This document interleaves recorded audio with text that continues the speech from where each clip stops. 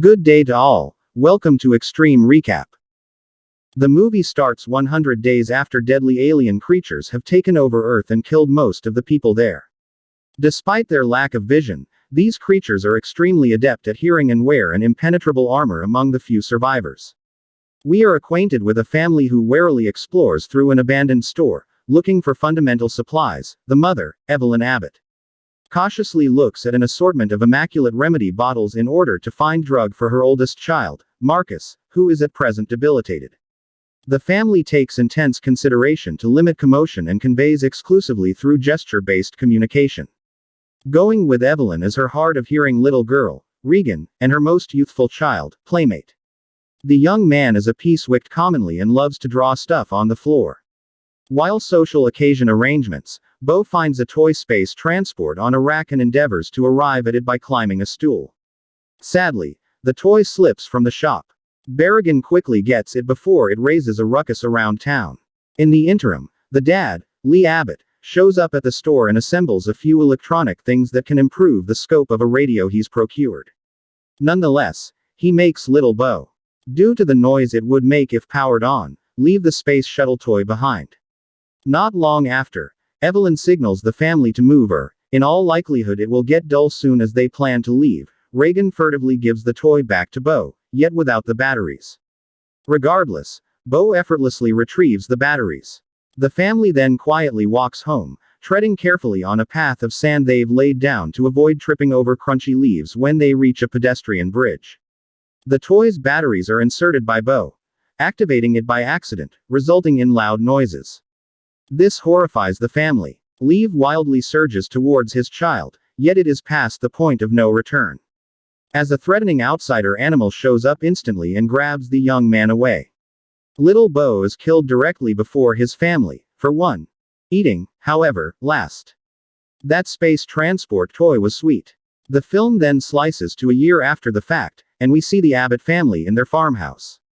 They appear to have continued on from the grievous occurrence. Evelyn is presently a while pregnant and is giving her all to protect her family in the storm cellar. Lee has gathered an observation framework containing cameras, screens, a radio and different electronic gear. All in the hope of getting in touch with any survivors who may still be alive.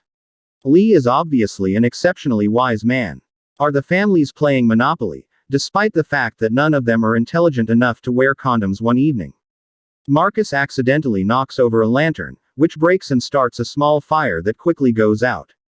Additionally, the family waits impatiently for the onset of danger only to discover that it was merely a loud noise emanating from the roof.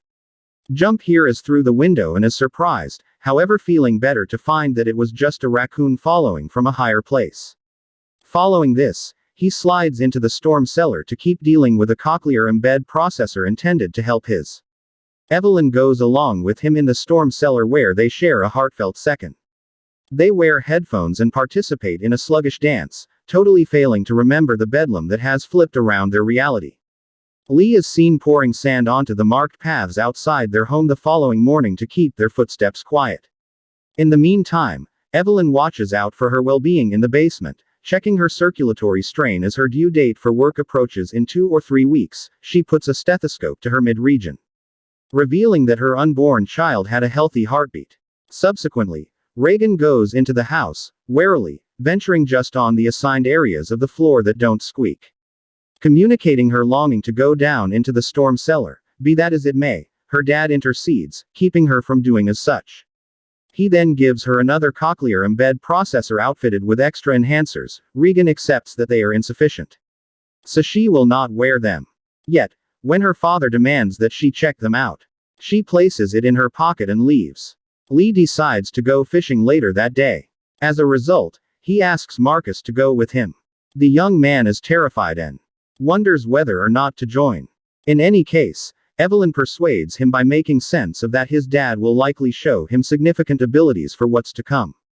On the off chance that you don't have the foggiest idea how to fish, son, how might you at any point be exhausted? Lee tells Regan to stay behind and take care of her mother, despite her desire to join them. The little girl is upset by this decision, so she packs her things and leaves the farmhouse later. Lee provides an important explanation when the father and son arrive at the river in the subsequent scene. He says that creating delicate sounds is okay. The length of stronger sounds are available in the environmental factors. They then go close to a cascade where they can speak uninhibitedly, unafraid of being caught wind of. They can likewise at last escape every one of their farts. Marcus even lets out a high-pitched scream, something he has never done before. Then again, Reagan advances toward a similar scaffold where her sibling was killed a year prior.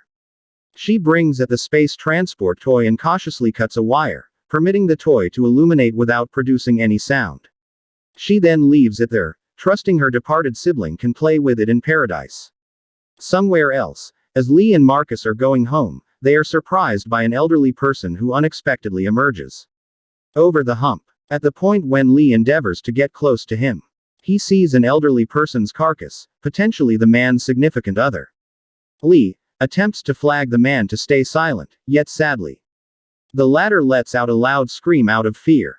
Lee grabs his son in horror and swiftly hides behind a tree, wondering how this idiot is still alive. The following second, a dangerous outsider animal goes after the elderly person and kills him immediately. Meanwhile, Evelyn is separated from everyone else at home. At the point when her water breaks, she attempts to pull it together and advances down to the cellar. She yells in pain and drops a photo frame, shattering it on the floor, when she accidentally steps on an exposed nail on the stairs. She is genuinely home alone. The uproarious commotion makes the outsider animals aware of her presence.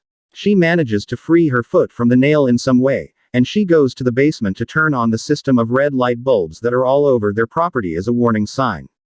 After that, Evelyn tries to go upstairs, but she soon finds out that one of the creatures has already entered the house. She is hiding in the basement in fear when it enters. With time expiring, Evelyn sets an egg clock as an interruption. She flees upstairs after the creature's attention is diverted by the plan. She makes it to the bathroom, where she begins labor, with success. Sooner or later, Lee and Marcus get back and find the enlightened red lights. Understanding that his significant other is at serious risk, Lee hands Marcus a firework and teaches him to touch off it, wanting to drive the animals off. In spite of the dangers implied, Marcus hurries to an assigned region, ignites the fuse and lights a progression of firecrackers as a diversionary strategy. Evelyn is finally able to let out a scream as she is unable to control the pain of her contractions any longer because of this. Lee enters the house shortly after, grabs his shotgun, and finds an empty bathtub stained with his wife's blood in the bathroom. Crushed, he at first accepts that Evelyn has kicked the bucket. Notwithstanding, his misery before long goes to alleviation when he finds her protected in the shower, holding their infant kid. Lee then tightly embraces his wife as he is overcome with emotion. As Marcus moves back toward the house, he notices a creature trying desperately to flee. He accidentally hits a tractor wheel as he runs into a cornfield, knocking him out. Reagan, who has been resting close to the memorial, sees the fireworks display and rushes back to his house, in her direction. She is aware of Marcus's flashlight beam coming from the cornfield, but she is still unaware of the creature that is approaching from behind her.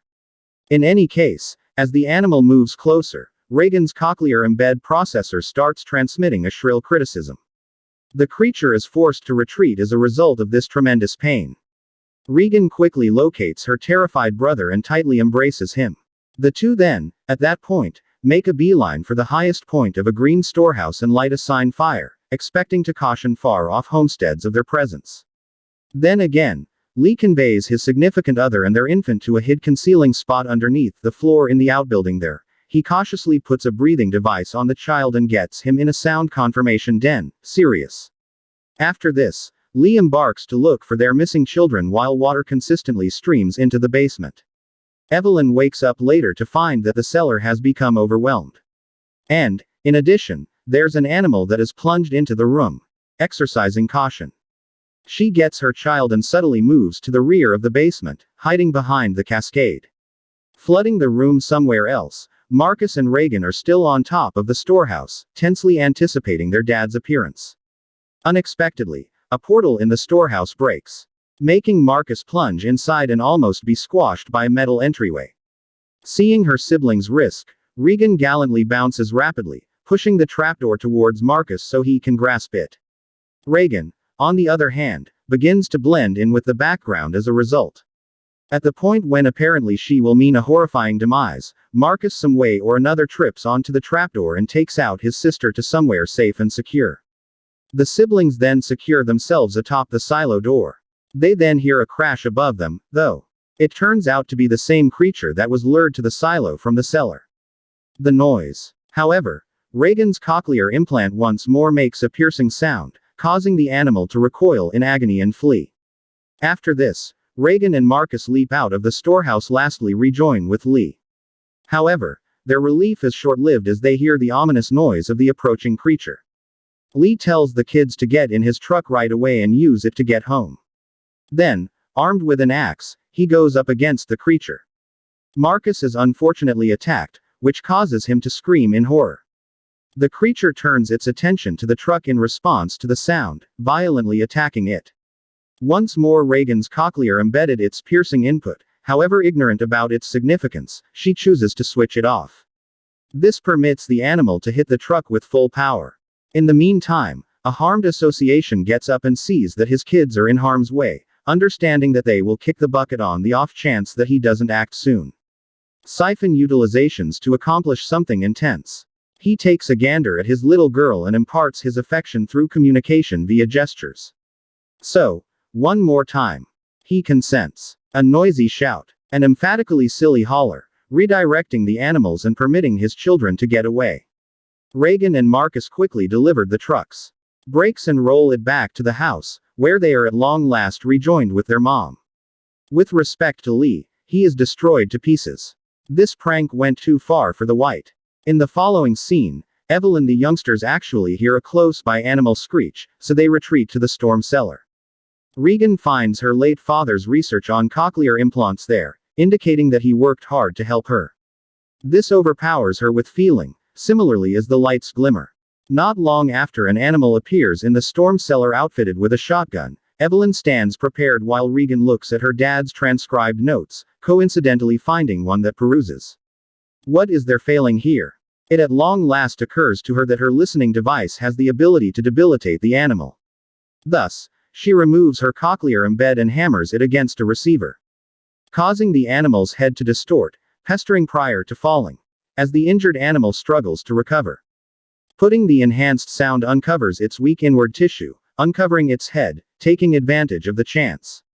Marcus and the infant flee into a corner after Evelyn shoots the animal and kills it by blowing off its head. Evelyn and Regan keep an eye on the security cameras. Screens, seeing more animals moving toward the house now that they are enabled by their freshly discovered information on the most proficient method to retaliate. Regan enhances the sound and raises the amplifier, while Evelyn cheerfully shoots with a shotgun. Turn on notifications. Please subscribe for more videos like this, and like the channel to support it. Thank you very much for watching.